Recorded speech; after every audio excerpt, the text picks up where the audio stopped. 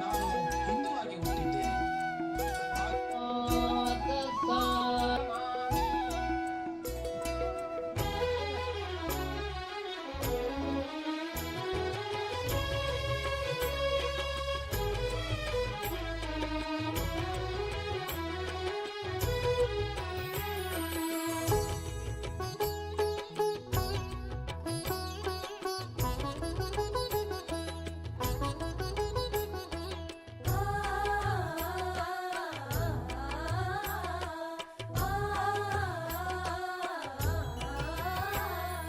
ಹೇ ಭುವಿ ನೀ ಧನ್ಯಳಾದೆ ಸಮ್ಮ ಸಂಬುದ್ಧನ ಹಡೆದು. ಹೇ ಭುವಿ ನೀ ಪಾವನಳಾದೆ ಸಮ್ಮ ಸಂಬುದ್ಧನು ನಡೆದು. ಹೇ ಧರೆ ವಸುಂಧರೆ ನಿನ್ನ ಮೈತ್ರಿಗೆ ಸ್ಫೂರ್ತಿಯಾರೇ, ನಿನ್ನ ಕರುಣೆಗೆ ಸಾಟಿಯಾರೇ. ಹೇ ಭುವಿ ನೀ ಧನ್ಯಳಾದೆ ಸಮ್ಮ ಸಂಬುದ್ಧನ ಹಡೆದು. ಹೇ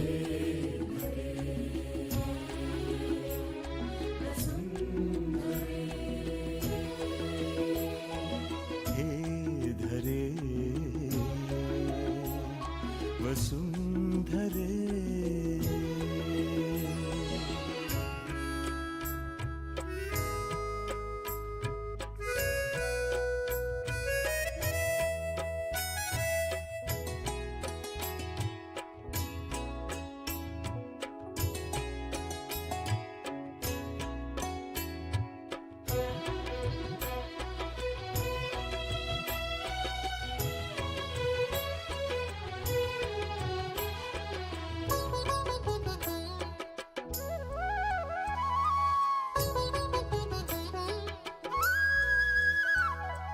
ನೀಲಾಂಬರವೇ ನೀ ಹಂದರವಾಗಿ, ನಿನ್ನ ಕಣ್ಣುಗಳೇ ಕೋಟಿ ತಾರೆಗಳಾಗಿ.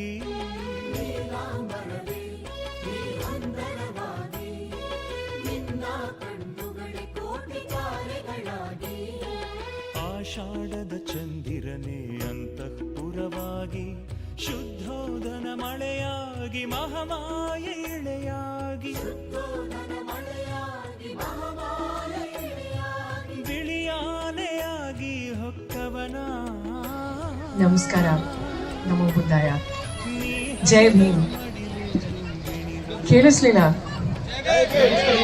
ಜೈ ಜೈ ಜೈ ಜೈ ಜೈ ಭೀಮ್, ಜೈ ಜೈ ಜೈ ಜೈ ಜೈ ಭೀಮ್, ಜೈ ಜೈ ಜೈ ಭೀಮ್. ಧನ್ಯವಾದಗಳು. ಹೆಚ್ಚು ನಾನು ಮಾತಾಡ್ಲಿಕ್ಕೆ ಹೋಗಲ್ಲ, ಯಾಕಂದ್ರೆ ಶ್ರೀ ಡಿ ಕೆ ಬಾಬು ಸರು, ಶ್ರೀ ಚಂದ್ರನಾಯಕ್ ಸರು, ಶ್ರೀ ಮನು ಅವರು ಇದ್ದಾರೆ. ಮತ್ತೆ ಯಾಕಂದ್ರೆ ನಾನು ರಿಪೀಟ್ ಮಾಡಕ್ ಹೋಗಲ್ಲ.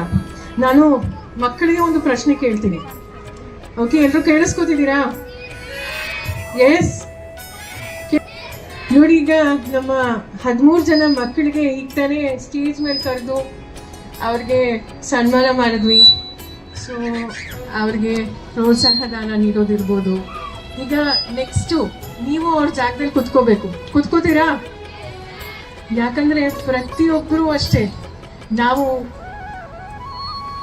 ಮಹಿಳೆಯರಾಗಿರ್ಲಿ, ನಾವು ಪುರುಷರಾಗಿರ್ಲಿ, ನಾವು ವಿದ್ಯಾಭ್ಯಾಸ ಅನ್ನೋದು ಬಹಳ ಮುಖ್ಯ. ರಾಜ್ಯದ ಮುಖ್ಯಮಂತ್ರಿ ಆಗ್ಬೋದು, ದೇಶದ ಪ್ರಧಾನಮಂತ್ರಿ ಆಗ್ಬೋದು, IAS ಆಗ್ಬೋದು, IPS ಆಗ್ಬೋದು, ಡಾಕ್ಟರ್ ಆಗ್ಬೋದು, ಇಂಜಿನಿಯರ್ ಆಗ್ಬೋದು. ಒಬ್ಬ ಪೌರಕಾರ್ಮಿಕರ ಮಗು ಈಗ ದೇಶ ಆಳ್ಬೋದು. ಅದು ನಮ್ಮ ಸಂವಿಧಾನದಿಂದ ನಮಗೆ ಆ ಹಕ್ಕು ಸಿಕ್ಕಿದೆ. ಬೇರೆ ದೇಶದಲ್ಲಿ, ಆಸ್ಟ್ರೇಲಿಯಾ, ಸ್ವಿಟ್ಜರ್ಲೆಂಡ್ ಅಂತ ದೇಶದಲ್ಲೇ ಮತದಾನ, ಎಲ್ರಿಗೂ ವೋಟಿಂಗ್ ಬಗ್ಗೆ ಗೊತ್ತಲ್ಲ. ನಾವು ವೋಟ್ ಹಾಕಿ ನಮ್ಮ ರಾಜ್ಯದಲ್ಲಿರ್ಬೋದು, ನಮ್ಮ ದೇಶದಲ್ಲಿರ್ಬೋದು, ಪಂಚಾಯತ್ ಇರ್ಬೋದು, ನಾವು ವೋಟ್ ಹಾಕಕ್ಕೆ ನಮಗೆ ಹಕ್ಕಿದೆ. ಪ್ರತಿಯೊಬ್ಬರು ಯಾವುದೇ ಜಾತ್ರೆ ನಮಗೆ ನಮ್ಮ ಸಂವಿಧಾನದಿಂದ ನಮಗೆ ನಮ್ಮ ಬಾಬಾ ಸಾಹೇಬ್, ಅದು ನಾವು ಯಾವತ್ತೂ ಮರಿಬಾರ್ದು. ಮತ್ತೆ ನಾನು ನಿಮಗೆ ಒಂದು ಪ್ರಶ್ನೆ ಕೇಳ್ತೀನಿ. ಸಂವಿಧಾನ ಪೂರ್ತಿ ಓದಿದ್ದೀರಾ ಅಂತ ನಾನು ಕೇಳಲಿಕ್ಕೆ ಹೋಗಲ್ಲ. ಸಂವಿಧಾನದ ಪೀಠಿಕೆ ಯಾರ್ಯಾರು ಓದಿದ್ದೀರಾ? ಕೈ ಎತ್ತಿ. ನಮ್ಮ ಮಕ್ಕಳು ಎಲ್ಲರೂ ಓದಿದ್ದೀರಾ? ಎಸ್. ಓದಿಲ್ಲ ಅಂದರೆ ಇವತ್ತು ಹೋಗಿ ಓದ್ತೀರಾ? ನನ್ನ ಮನವಿ ಏನು ಅಂದರೆ ಅಟ್ಲೀಸ್ಟ್ ವಾರಕ್ಕೊಂದ್ಸತಿ ದಯವಿಟ್ಟು ಹೋಗಿ ನಮ್ಮ ಸಂವಿಧಾನದ ಪೀಠಿಕೆ ಹೋಗಿ. ಇಲ್ಲಾಂದರೆ ನಿಮ್ಮ ರೂಮಲ್ಲೋ ನಿಮ್ಮ ಮನೆಯಲ್ಲೋ ಸಂವಿಧಾನದ ಪೀಠಿಕೆನ ನಿಮ್ಮ ಗೋಡೆಯಲ್ಲಿ ಹಾಕಿ. ಯಾಕಂದರೆ ಎಲ್ಲೋ ಒಂದು ಕಡೆ ನಮಗೆ ಅಸಮಾನತೆ ಮತ್ತು ಏನೇನೋ ನಮ್ಮ ದೇಶದಲ್ಲಿ, ನಮ್ಮ ರಾಜ್ಯದಲ್ಲಿ, ನಮ್ಮ ಸುತ್ತಮುತ್ತ ಏನೇನು ಸಮಸ್ಯೆ ಆಗ್ತಿದೆಯೋ ನಾವು ಪ್ರತಿ ದಿವಸ ಸಂವಿಧಾನನ ನಾವು ನಿಜವಾಗ್ಲೂ ಜಾರಿಗೆ ತಂದ್ರೆ ಎಲ್ಲೋ ಒಂದು ಕಡೆ ನಾವು ಹೋರಾಟ ಮಾಡ್ದಂಗಿದೆ. ಅದನ್ನು ನಾವು ಮರಿಬಾರ್ದು. ಭ್ರಾತೃತ್ವ, ಸಮಾನತೆ. ಸೊ ಪ್ರತಿಯೊಬ್ಬರಿಗೂ ಈಚ್ ಆ್ಯಂಡ್ ಎವ್ರಿ ಪರ್ಸನ್ ಸಮಾನತೆ ಇರಬೇಕು. ನಾವು ನೋಡ್ತಾ ಇದ್ದೀವಿ ಸಾಮಾಜಿಕ ಜಾಲತಾಣದಲ್ಲಿ, ಮಾಧ್ಯಮದಲ್ಲಿ ಏನೇನು ಆಗ್ತಿದೆ ಅಂತ. ಮಹಿಳೆಯರಾಗೂ ಸಹ ನಮಗೆ ಈ ಇನ್ಹೆರಿಟೆನ್ಸ್, ಸರು ಸಹ ಅದ್ರ ಬಗ್ಗೆ ಎಲ್ಲ ತುಂಬ ಚೆನ್ನಾಗಿ ಮಾತಾಡಿದ್ರು. ನಮಗೆ ಸಮಾನತೆ ಸಿಗಬೇಕು ಅಂದರೆ ರೈಟ್ ಟು ಪ್ರಾಪರ್ಟಿ, ಮೆಟರ್ನಿಟಿ ಇರ್ಬೋದು, ಕಾರ್ಮಿಕರಿಗೆ 8 hours ಕೆಲಸ ಇರ್ಬೋದು, ಮತ್ತು ರಜೆ ಇರ್ಬೋದು, ಮತ್ತು ರೈಟ್ ಟು ಈವನ್ ಡಿವೋರ್ಸ್ ಇರ್ಬೋದು. ಮತ್ತು ನಿಮಗೆ ದಯವಿಟ್ಟು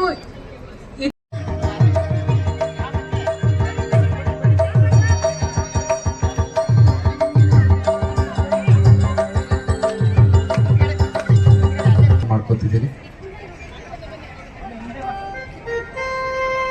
ಸೊ ಈ ಕಾರ್ಯಕ್ರಮ ವಾಲಂಟಿಯರ್ಸ್ ನಾನು ಕೇಳ್ತಾ ಇದ್ದೀನಿ.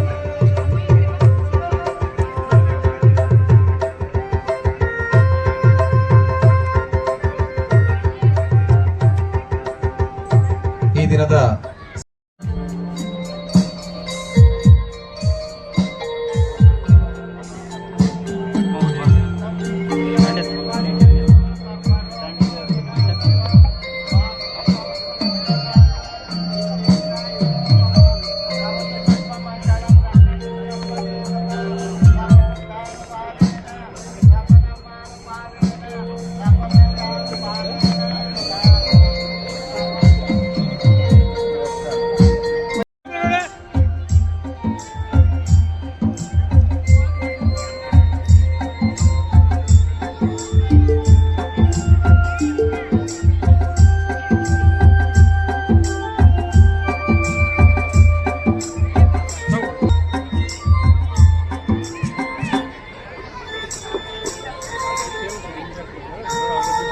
ಒಂದು ಕಿರುಕಾಣಿಕೆಯನ್ನ ಸ್ವೀಕರಿಸಿ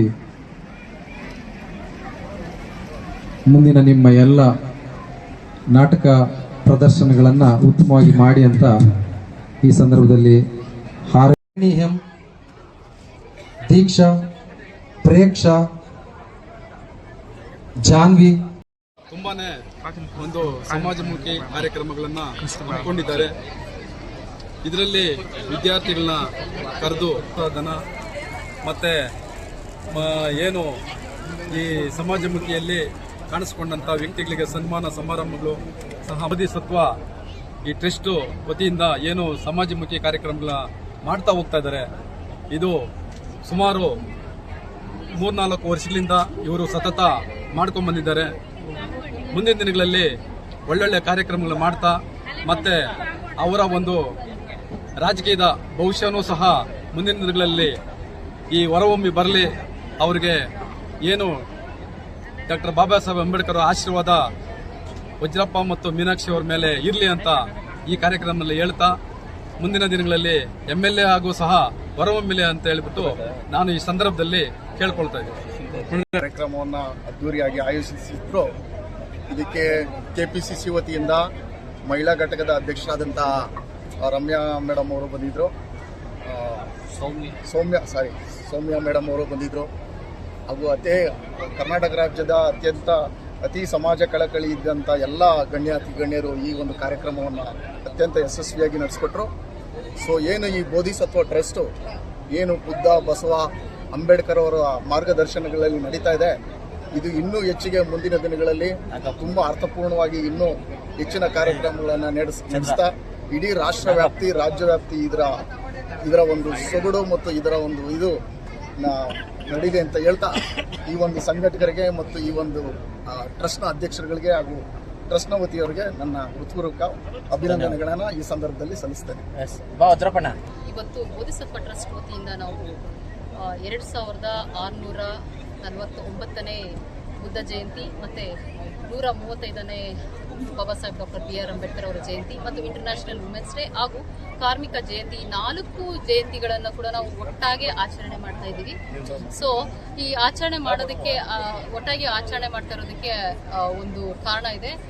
ಬುದ್ಧರ ಒಂದು ತತ್ವಗಳನ್ನು ಬಾಬಾ ಸಾಹೇಬರು ಅಳವಡಿಸಿಕೊಂಡು ಅದನ್ನ ಕಾನ್ಸ್ಟಿಟ್ಯೂಷನ್ ಅಲ್ಲಿ ಇಟ್ಟಿದ್ದಾರೆ.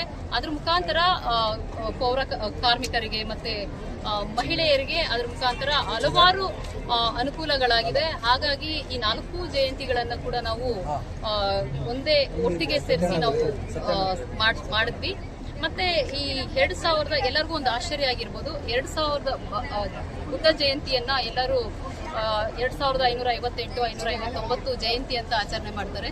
ಆದ್ರೆ ಇವತ್ತು ಬೋಧಿಸತ್ವ ಟ್ರಸ್ಟ್ ವಿಶೇಷವಾಗಿ 2649ನೇ ಬುದ್ಧ ಜಯಂತಿಯನ್ನ ಆಚರಣೆ ಮಾಡ್ತಿದ್ದಾರೆ. ನಾವು ಕೇಳ್ತಾರೆ ಯಾರಾದ್ರೂ ಕ್ವಶನ್ ಅಂದ್ಕೊಂಡ್ವಿ, ಯಾರು ಕೇಳಲಿಲ್ಲ. ಆಕ್ಚುಲ್ ಆಗಿ ಅದರ ಆನ್ಸರ್ ನಮ್ಮ ಬ್ರದರ್ ಹೇಳ್ತಾರೆ, ಯಾಕೆ ಅದ್ರ ರೀಸನ್ ಇದು. ಮತ್ತೆ ಬೋಧಿಸತ್ವ ಟ್ರಸ್ಟ್ ಹಲವಾರು ವರ್ಷಗಳಿಂದ ಈ ತರ ಸಮಾಜಮುಖಿ ಕಾರ್ಯಗಳನ್ನ ಮಾಡ್ಕೊಳ್ತಾ ಬಂದಿದೆ. ಯಾಕೆ ಅಂದ್ರೆ ಬಾಬಾ ಸಾಹೇಬರು ಕೂಡ ಏನು ಅವ್ರು ಹೇಳೋ ಹಾಗೆ ಪೇ ಬ್ಯಾಕ್ ಟು ಸೊಸೈಟಿ, ನಾವು ಸೊಸೈಟಿಯಿಂದ ಏನ್ ಗಳಿಸ್ಕೊಂಡಿರ್ತೀವೋ ಅದನ್ನ ನಮಗೆ ಎಷ್ಟು ಬೇಕೋ ಅಷ್ಟನ್ನ ಸೊಸೈಟಿಗೂ ಕೂಡ ನಾವು ತಲುಪಿಸಬೇಕು ಅಂತ ಹೇಳಿದರೆ ಆ ಒಂದು ಮುಖೆಯಲ್ಲಿ ನಾವು ಬೋಧಿಸತ್ವ ಟ್ರಸ್ಟ್ ವತಿಯಿಂದ ನಾವು ನಮ್ಮ ಬೋಧಿ ಟ್ರಸ್ಟ್ನ ಪದಾಧಿಕಾರಿಗಳು ಮತ್ತು ಅಡ್ವೈಸರಿ ಕಮಿಟಿ ಮುರಳೀಕೃಷ್ಣ ಮತ್ತೆ ಇವತ್ತಿನ ಅಧ್ಯಕ್ಷತೆ ವಹಿಸಿದಂತಹ ಸೌಮ್ಯ ರೆಡ್ಡಿ ಮೇಡಮ್ ಅವರು KPCC ಅಧ್ಯಕ್ಷ KP ಕರ್ನಾಟಕ ಪ್ರದೇಶ ಕಾಂಗ್ರೆಸ್ ಮಹಿಳಾ ಕಾಂಗ್ರೆಸ್ ಕಮಿಟಿಯ ಅಧ್ಯಕ್ಷರು ಕೂಡ ಬಂದಿದ್ರು. ಅವರ ಒಂದು ಅಧ್ಯಕ್ಷತೆಯಲ್ಲಿ ಇವತ್ತು ಎಲ್ಲ ಕಾರ್ಯಕ್ರಮವನ್ನು ಹಮ್ಮಿಕೊಂಡು ಎಲ್ಲರೂ ಸೇರಿ ಮಾಧ್ಯಮ ಮಿತ್ರರೆಲ್ಲ ಸೇರಿ ಈ ಕಾರ್ಯಕ್ರಮವನ್ನು ಸಕ್ಸಸ್ ಮಾಡಿದ್ದಾರೆ. ಅವರೆಲ್ಲರಿಗೂ ಹೃತ್ಪೂರ್ವಕ ಧನ್ಯವಾದಗಳು. ಇವತ್ತು ಹಲವಾರು ಕಾರ್ಯಕ್ರಮಗಳನ್ನ ಹಮ್ಮಿಕೊಂಡಿದ್ದೀವಿ. ಏನಂತಂದ್ರೆ ಮೊದಲನೇದಾಗಿ ಬೋಧಿಸತ್ವ ಟ್ರಸ್ಟ್ ಪ್ರಶಸ್ತಿಯನ್ನ ಹಲವಾರು ಕ್ಷೇತ್ರಗಳಲ್ಲಿ ವಿವಿಧ ಕ್ಷೇತ್ರಗಳಲ್ಲಿ ಏನು ಸಾಧನೆ ಮಾಡಿದಂತಹ ಸಾಧಕರಿಗೆ ಬೋಧಿಸತ್ವ ಪ್ರಶಸ್ತಿಯನ್ನ ಕೊಟ್ವಿ. ಮತ್ತೆ ಹೈಯೆಸ್ಟ್ ಮಾರ್ಕ್ಸ್ ತೆಗೆದುಕೊಂಡಿರುವಂತಹ PUC ಮತ್ತೆ SSLCಯಲ್ಲಿ ಹೈಯೆಸ್ಟ್ ಮಾರ್ಕ್ಸ್ ತಗೊಂಡಿದ್ದಾರೆ. ಅದರಲ್ಲೂ ಬಡವ ಮಕ್ಕಳನ್ನ ನಾವು ಗುರುತಿಸಿ ಬೋಧಿಸತ್ವ ಟ್ರಸ್ಟ್ ವತಿಯಿಂದ ಪ್ರೋತ್ಸಾಹ ಧನವನ್ನ ಕೊಟ್ಟಿದ್ದೀವಿ. ಮತ್ತೆ ಮಹಿಳಾ ದಿನಾಚರಣೆ ಅಂಗವಾಗಿ ನಾವು essay ರೈಟಿಂಗ್ ಕೂಡ ಇಟ್ಕೊಂಡಿದೀವಿ.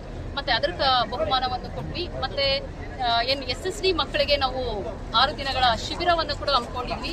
ಇದರಲ್ಲೂ ಕೂಡ ಅವ್ರಿಗೂ ಕೂಡ ಇವತ್ತು ಅದರಲ್ಲೂ ಕೂಡ ಕೆಲವರಿಗೆ ಸ್ಕಾಲರ್ಶಿಪ್ ಕೊಟ್ಟಿದ್ವಿ. ಹಾಗೆ ಬ್ಯಾಗ್ಸ್, ಬುಕ್ಸ್ ಮತ್ತೆ ಸೌಮ್ಯ ಮೇಡಮ್ ಅವ್ರ ಕಡೆಯಿಂದ ಕೂಡ ವಾಟರ್ ಬಾಟಲ್, ಜಾಮೆಟ್ರಿ ಬಾಕ್ಸ್ ಕೂಡ ಕೊಟ್ಟರು. ಅದನ್ನ ಮತ್ತೆ ಇನ್ನು ಮತ್ತೆ ವಿಹಾರಗಳಿಗೆ ಸಂಘದಾನ ಕೊಟ್ಟಿದ್ದೀವಿ.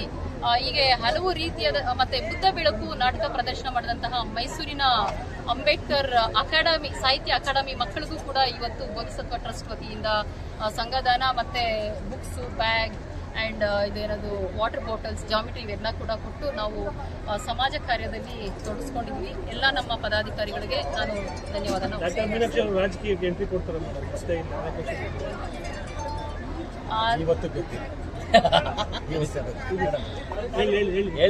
ಸರ್, ನನಗೆ ಸಮಾಜ ಸೇವೆ ಮಾಡ್ಬೇಕಂತ ತುಂಬಾ ಇಷ್ಟ ಇದೆ.